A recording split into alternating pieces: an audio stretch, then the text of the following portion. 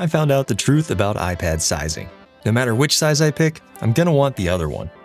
I bought the M4 iPad Pro last year after weeks of deliberation, multiple store visits, and an unhealthy amount of YouTube research. And now that the M5 versions are out, I want the 13-inch.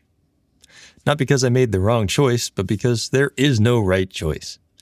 Here's why I'm second-guessing myself now. In my last iPad video, I made the argument that the other devices in your ecosystem play a big role in which iPad to pick. I had the 13-inch M1 MacBook Air and 24-inch Apple Studio display to go along with my desktop. At that point, I felt less conflicted. When I wanted a bigger screen than my iPad, I used my laptop. If I needed an even larger display, I'd sit at my desk. Fast forward a few years, and I have a 14-inch M4 Pro MacBook Pro, which is still a mouthful of a product name to say, and this has opened up space in my lineup for maybe a slightly larger iPad. So should you just buy both of them? Well, if you have the money to spend, be my guest, but most people will detail out their use case and compare pros and cons. Basically, if you use the iPad as an iPad, the 11-inch is the clear winner. It's cheaper, easier to hold, a lighter weight package, and you no longer compromise on specs in any way with the smaller model. If you primarily use the iPad with the Magic Keyboard, well, this is where things get complicated. The 11-inch model is cramped, but I have a soft spot for this size. The original Magic Keyboard and iPad Air 4 were great tools for me during grad school.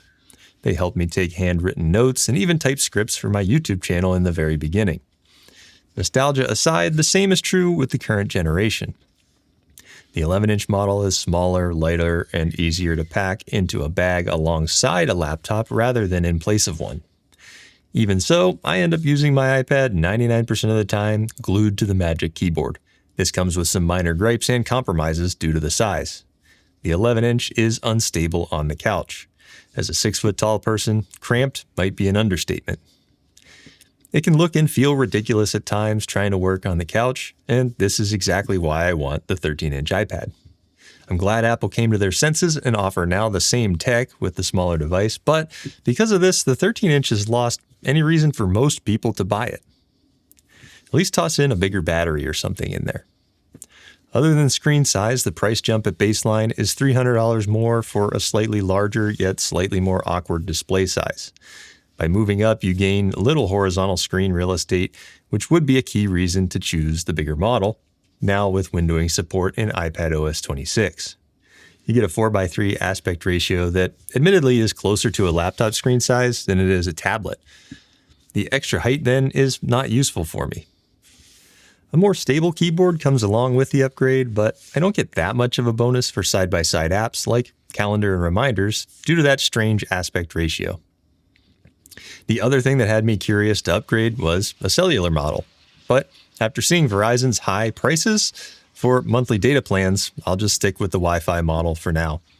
I can manage the battery drain on my iPhone for the few times a year that I need to tether. The nano texture display also tempted me, but again, another strange choice by Apple to continue locking that upgrade behind the 1TB and 2TB models. This totally blows up the pricing structure of the iPad lineup when you compare it to a MacBook. Plus, the edges of the display are untreated, and I think that would bother me more than I care to admit when a paper-like screen protector could also do the trick. This has left me staring at my perfectly good 11-inch M4 iPad Pro and not being able to hit the buy button on the bigger size. After several more trips to the Apple Store, the 13-inch is definitely a solid upgrade. However, it's not enough for me to ditch my basically new device, lose money on the deal, and still not have something that fully replaces my laptop. For now, the perfect iPad doesn't exist, but what if you asked me what I would want in a wish list for next year? Could I possibly get a 12-inch iPad Pro in the standard 16:9 aspect ratio with something longer than 10 hours of battery life? What size iPad do you have, and more importantly, do you wish you picked the other one?